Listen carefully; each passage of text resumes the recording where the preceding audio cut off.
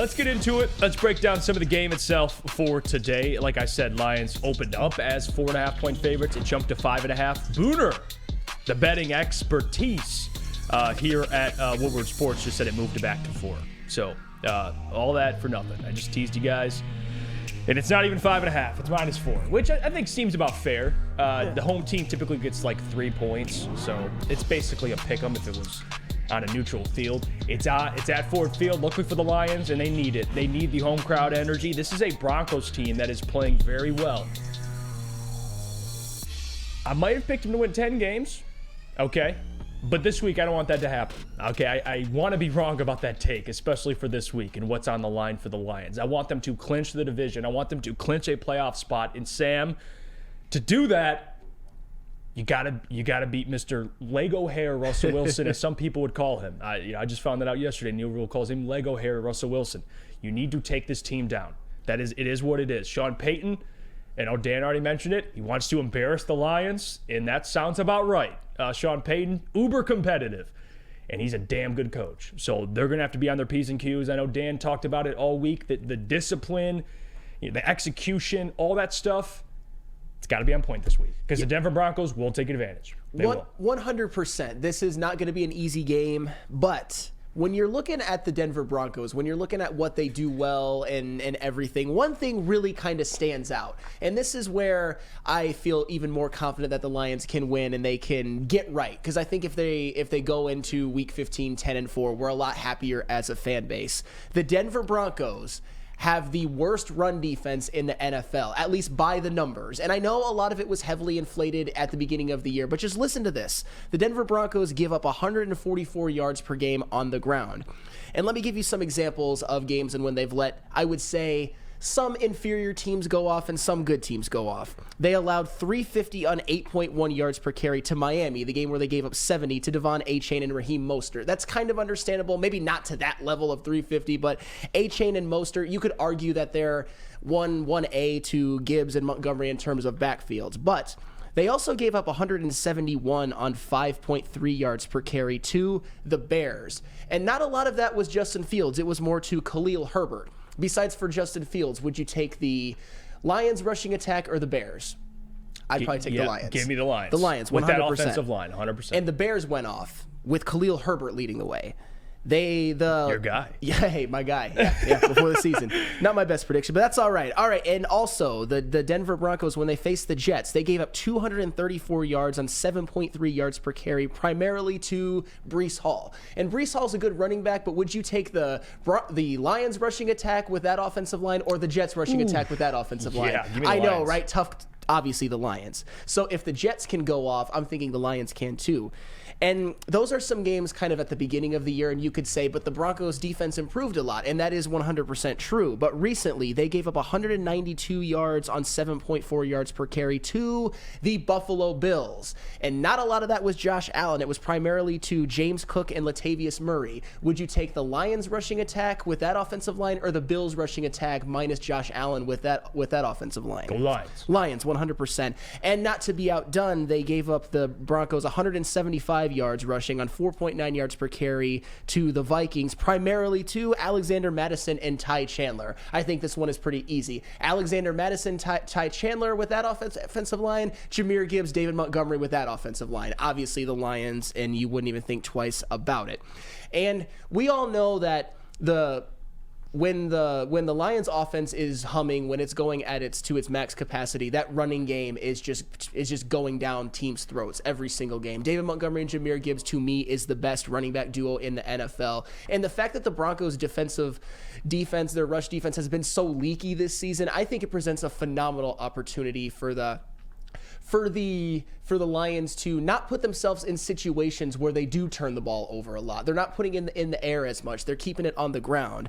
I guess if there's one issue with that, and I'm kind of gonna skim through this really quick. The Broncos, they are tied for the NFL lead in takeaways with 24. And they have 13 forced fumbles, which they recovered, which is kind of like, that's actually incredible, which leads the NFL. But the Lions running backs have not been very fumble prone this year. Jahmyr Gibbs, as a rookie, 0 lost fumbles. David Montgomery has 1 lost fumble this year. So I'm not worried about the Lions running game getting it going, and I'm not worried about the Broncos forcing fumbles on Jahmyr Gibbs and David Montgomery. I think this is the perfect opportunity for the Lions to get right, to get that running game going again, to play mistake-free football. As long as Gibbs and Montgomery can hang on to the ball and run the football at the clip that they've been doing this year, or even at the same clip that the Bills ran it against them or the Vikings ran it against the Broncos, I think the Lions will be just fine. I feel more confident in the Lions today now that I deep dove into the Broncos more than I did even the day before. Yeah, me and you are in lockstep here. I want to get more into that matchup at 8:45 for me because I'm with you, Sam. That run defense last in the NFL. And this comment, too, regardless, in the comments says they're bad against tight ends, too. Big game for Laporta loading. Absolutely. That's the other part of it. Now, when you look at the Broncos, their defense, and this is kind of, it's the story of two different defenses and how they've progressed through the season so far. You look at DVOA, which I'm not a big, DVOA guy. It's defense adjusted value over average. It's how a lot of people measure your defense. It's basically advanced analytics to determine your defense. It is what it is. But I'll just give you the rankings for the Broncos and the Lions and how they've kind of progressed throughout the season. And this is where it's concerning for me.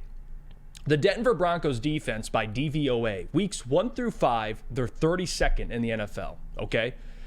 Weeks 6 through 10, they're 9th, okay? They're 9th, weeks 6 through 10. Weeks 11 through 14, they're 6th. You know what that means? They're getting better. They went from 32 to 9 to 6. The Lions, on the other hand, weeks 1 through 6, 3rd. Weeks 7 through 14, 31st. So you have a Broncos defense that's getting significantly better as the season goes on with the takeaways, like you mentioned. But more than that, they're playing better. And then you have the Lions in their defense regressing, which is a concern. Now, the other point is, and what they could take advantage, is that run defense, which you already brought up. They're last in the NFL in run defense. And this is a game, Ben talked about it. This is something they've been struggling to do the last couple of games. Get the run game going. And it's not just running the football, it's, controlling the time of possession and dominating the ground. They were able to do it a little bit against the Bears, but then they bailed on the run. They have to commit, and they're going to get back to it this week. I know they are. And you have Jahmyr and David Montgomery. I expect a big game out of those guys. And you get the offensive line fully healthy with the 5 guys you expected to play and should have been playing, but injuries have risen and guys haven't been able to play. So you got a healthy offensive line, Sam. You got the worst run defense in the NFL. You got a quarterback that's turning the ball over. And again, he plays a lot better when you can run the football and you can establish play action. To me, this is these things, if they can happen, Lions will get back on track. Yeah, no, Absolutely. Without a shadow of a doubt. And Jordan Lionheart in the chat, he actually asked me this. Do you think Monty and Gibbs will both get over 100 total yards this game? And that's a little aggressive. I don't know if I would necessarily go that far, but it wouldn't shock me at all if the Lions had 200 rushing yards as a team. They've done it before this year. They did it against the Chargers. I'm sure they've done it another time before. I mean, they did it against the Raiders without a shadow of a doubt. I remember that. It was Jahmyr Gibbs and Craig Reynolds. It is 100% possible for them to do it. And I want to say this really quickly because this comment says, just I want to make sure I read this quickly. Let me see. Let me find it. Let's see. Basically saying how the Broncos, here we go. Gritville. Denver has been decent against the run the last 3 weeks. 3 weeks, yes, that's true. Even that, and I'll tell you this, against the Chargers, even though they had Easton Stick out there at quarterback because Herbert went down, Eckler still averaged 5.1 yards per carry. And this is a guy who really on the season is having a bad season. I would know. I have him in fantasy. He's averaging 3.7 yards per carry. So he actually is above average, his average yards per carry. So even against the Chargers, Austin Eckler looked a little better. Now, Easton Stick at quarterback, they're going to stack the box. He still was able to go for 5.1 yards per carry. You go back against in the Houston game, that's where they were pretty solid.